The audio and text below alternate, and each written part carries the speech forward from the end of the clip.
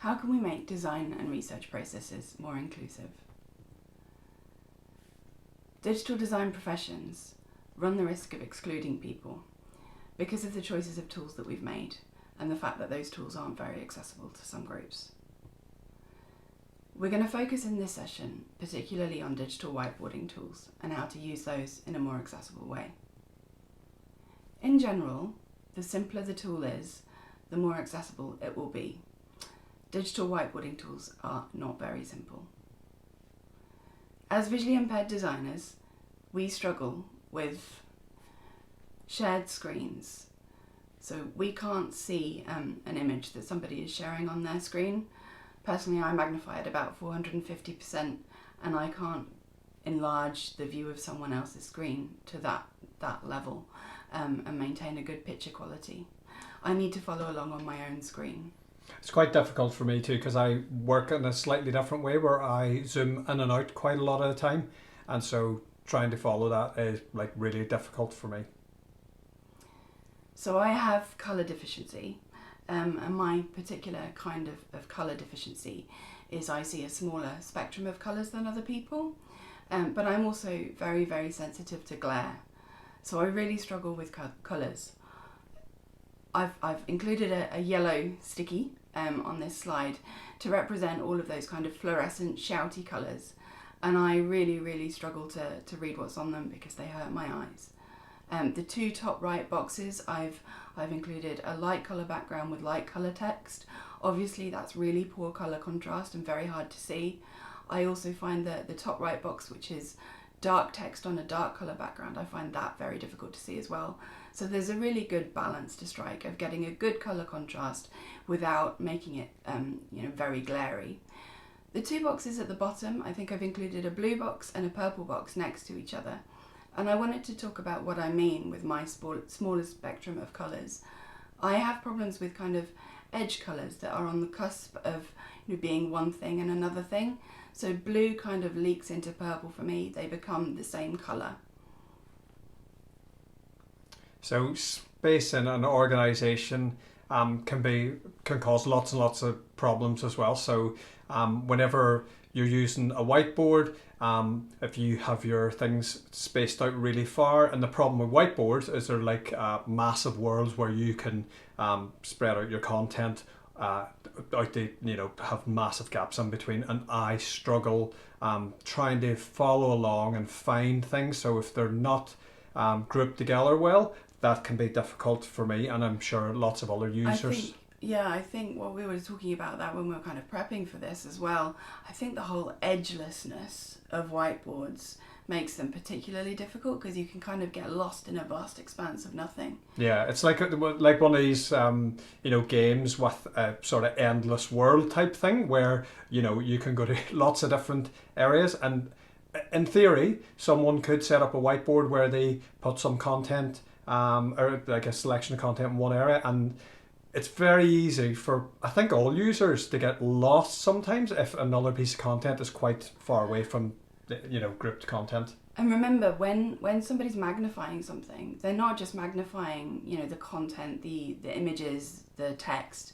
They're magnifying the white space as well. So what looks at sort of a standard 100% view looks like not too huge an amount of white space in between things. For someone who's using a magnifier, that increases by say 400%, and it's a long way between ideas. And that happens to me whenever I zoom in and out. I can sometimes get lost on a whiteboard when I'm trying to associate one piece of content with another piece of content, or it could be like putting post-it notes or voting, those kinds of things, and sometimes that can be a bit of a struggle. Lines can be a problem too. On this I'll describe there are 5. I can really only see 3 of these really well, and the 4th one just about, but I know there's another one right at the top.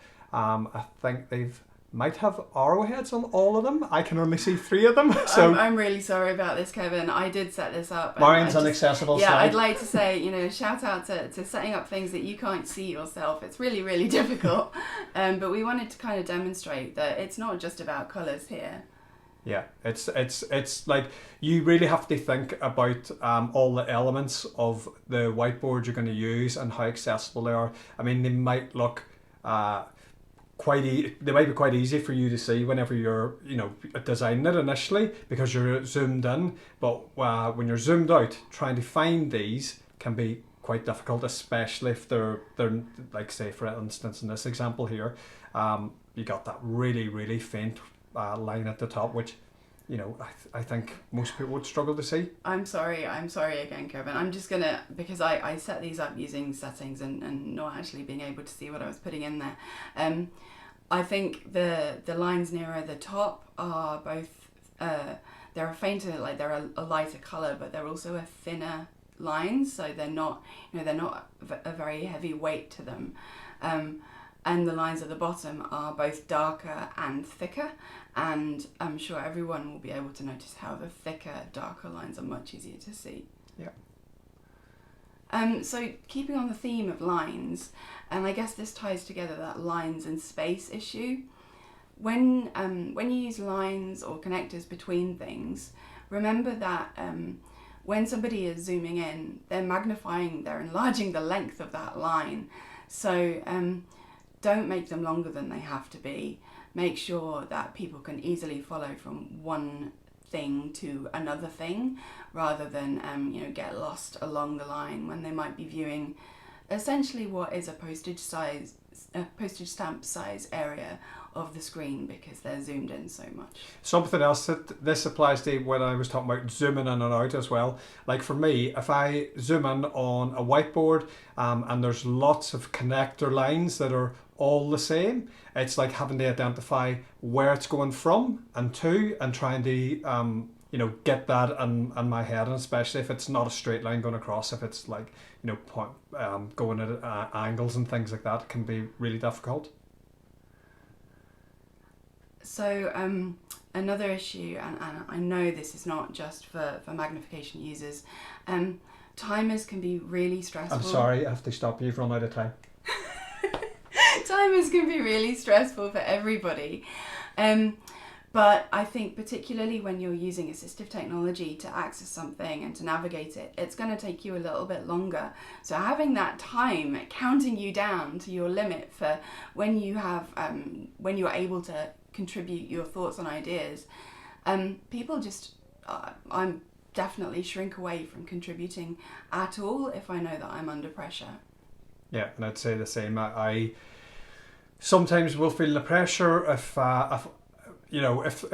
someone hasn't considered that it might take me longer to perform an action or do something on or contribute onto that whiteboard, because it's obviously, if I am voting, for instance, and there's lots and lots of options there and I have to read all of those options, I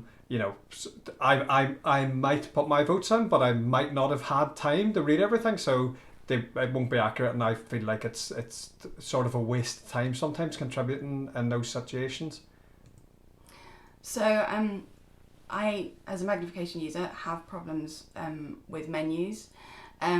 This is a picture I took on my phone in order to be able to show you that when I hover over a sticky element and I select something, there's some text that comes up to explain what that element that I've chosen is, but it's hidden by my cursor. And I just wanted to demonstrate how much room everything takes up on the screen, and how one thing is hiding another thing, making these boards incredibly difficult to use for magnification users. Yeah, I'd agree with that. So another thing that can be difficult is too many people. So whenever, say, I've worked on whiteboards where we've got 15 or 20 people in the team who are working on the same thing, so a retro maybe, where we're all trying to contribute, and that can be really confusing with all the arrows, going from left to right and up and down all over the screen, and the combination of me zooming in and out, it can be like a bit of a cognitive overload trying to like work out where I am on the screen and what other people are doing. So I always worry about clicking on someone else's piece of work. If they're, say, a post-it, like a digital post-it, they're working on it, and me stealing theirs or doing things like that? I worry about that or too. moving someone else's content? I am forever editing things by accident because there's just so little room on my screen and I click on the wrong thing. And having those extra cursors on the screen it adds to your cognitive overload and makes things really, really confusing. I would say as well that you mentioned retros there, Kevin. Digital whiteboards are a particularly nasty tool to use for retros. I'm aware that you can actually hide other people's cursors, but being able to get to that control where you can hide other people's cursors is quite a struggle if you've got a screen full of cursors moving around and doing things and you're not quite sure what you're looking at and all of your elements are pretty inaccessible. So there are other more suitable tools out there for retros, and we're going to talk about that a bit in the workshop.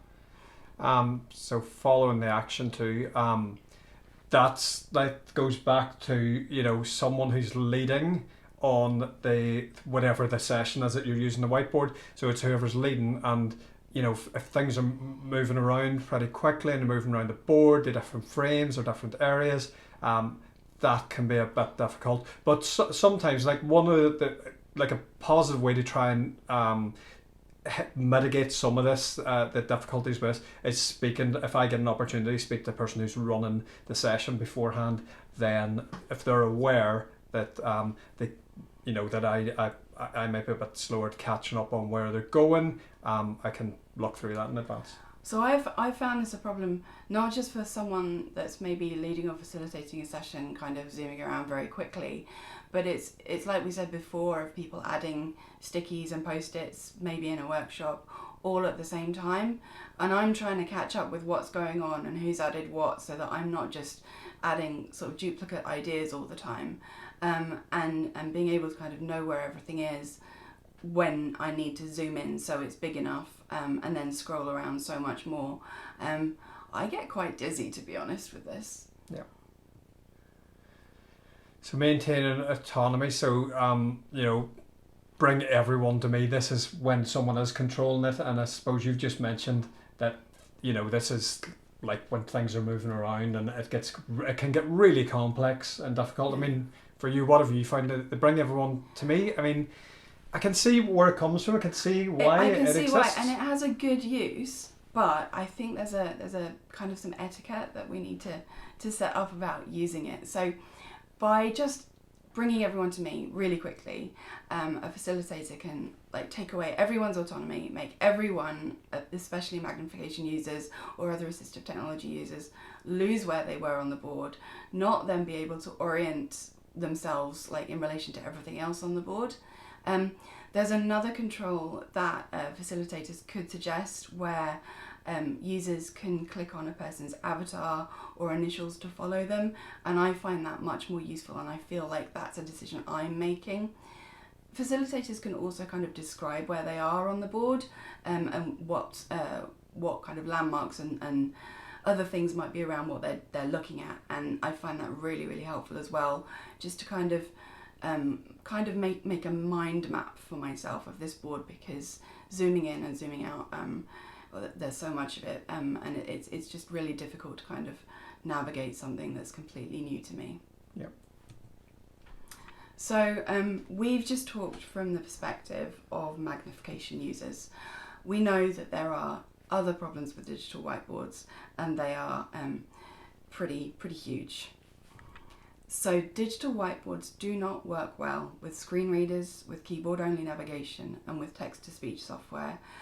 Some of them have some elements that will work, but myself and a lot of people I work with have not yet found one that is fully compatible with every kind of assistive technology there is.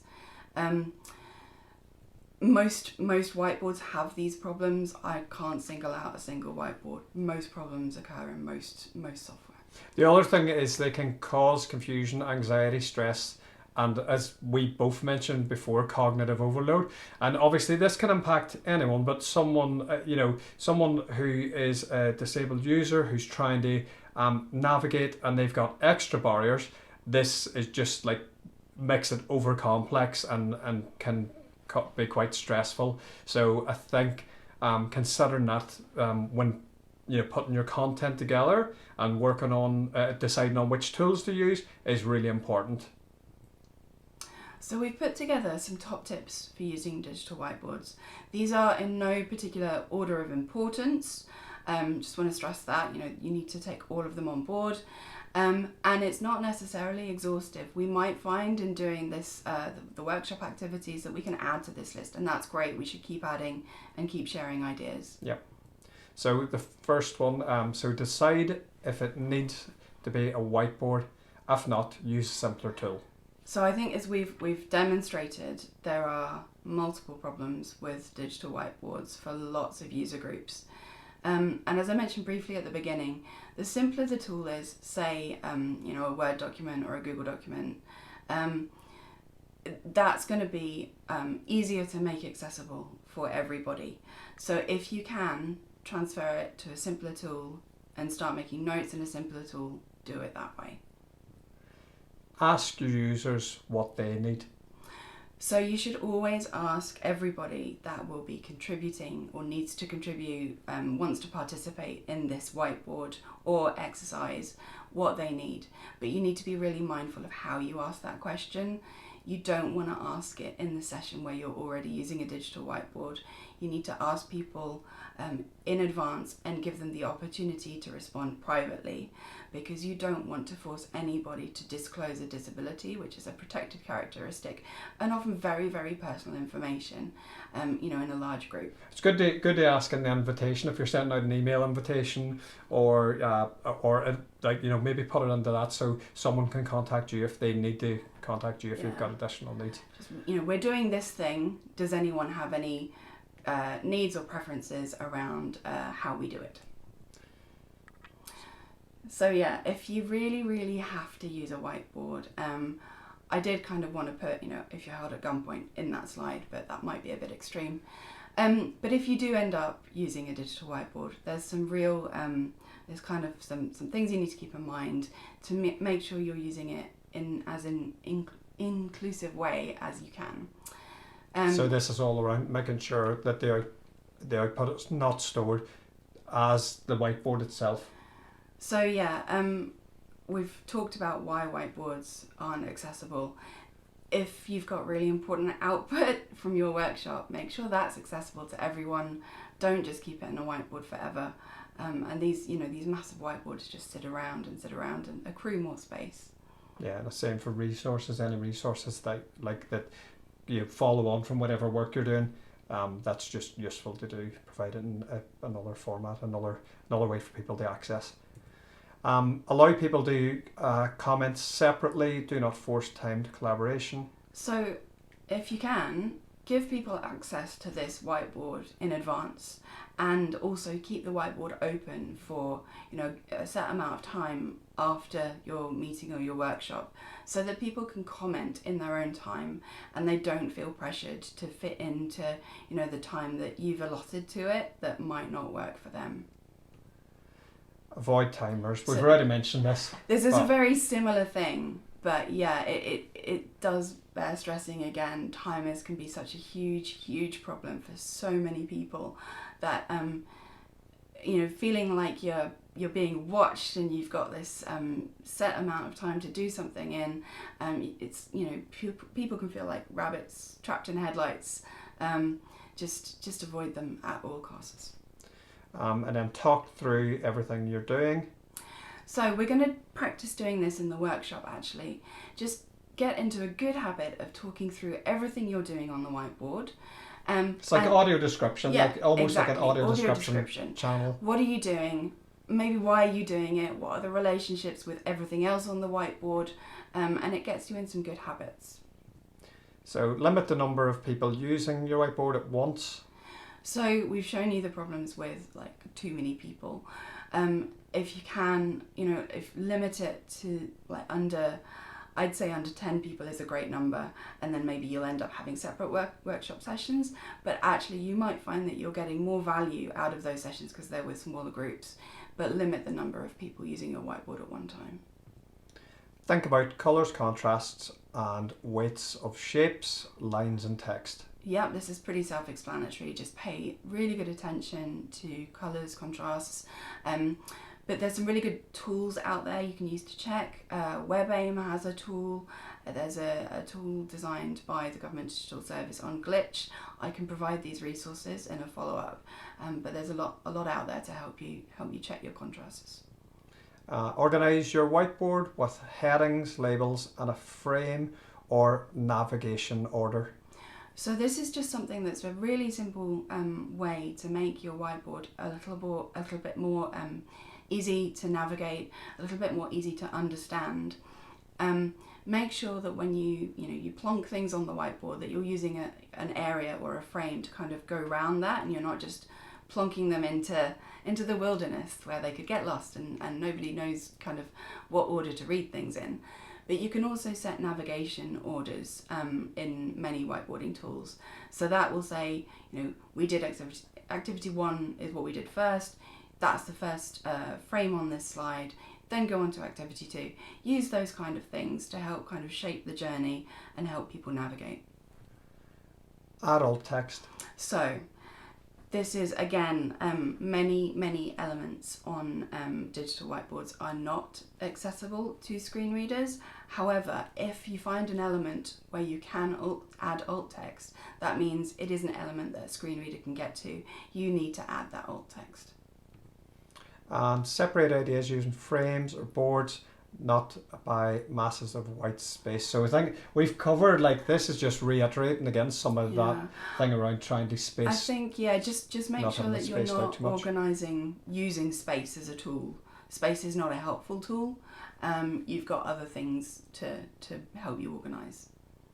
Yeah, and share what works.